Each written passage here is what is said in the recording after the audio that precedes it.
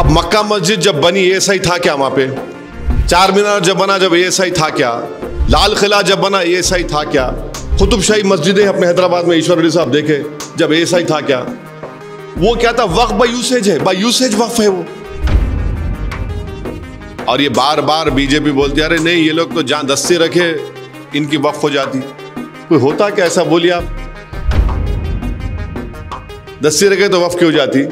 मैं दस्ती नहीं रखा, मैं पार्लियामेंट में 20 साल से पढ़ रहा हूं, पार्लियामेंट नमाज में मेरी हो गई parliament. My dissent report is publicly available. I would request each and every right thinking Indian to please read it. मैं यकीन जानिए आप उसको पढ़ेंगे तो मुझे यकीन है कि आपके दिलों में जो शक और शुबा है, जो सस्पिशंस हैं, जो गलत फहमियां हैं, वो क्लियर हो जाएगा।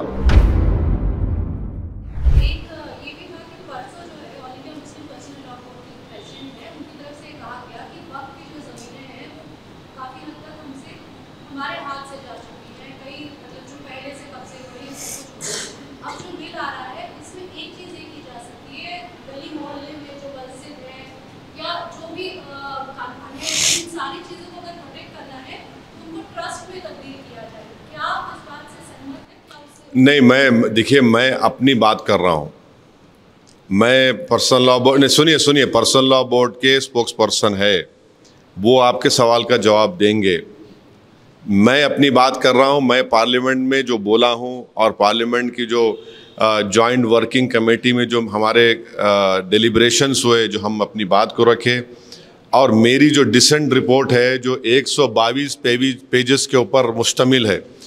माई dissent report is publicly available. I would request each and every right thinking Indian to please read it.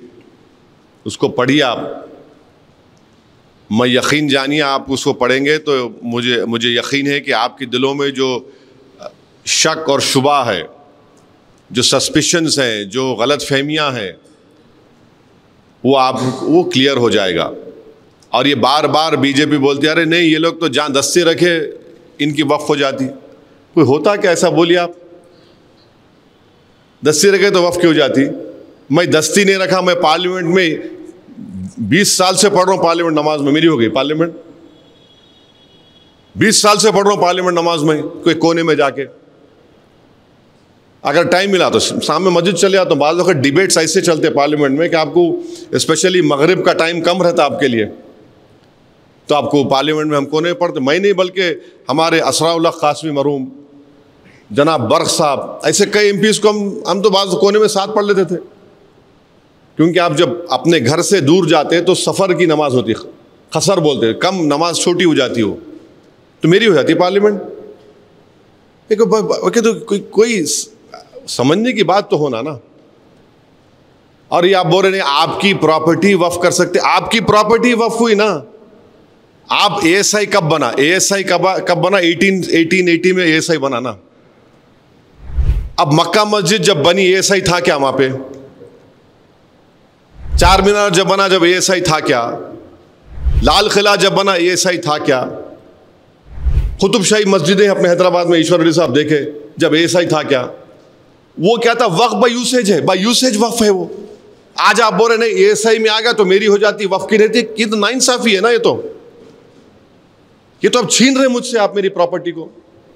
संभल का केस चल रहा, पूरा संभल का केस चल रहा। आज आप लॉ बना दिए नहीं, it is not a waqf property. What will remain of the Sambhal masjid then? ऐसे कई आप जो काम नहीं कर सकते थे ये लॉ से कर रहे हैं पूरा।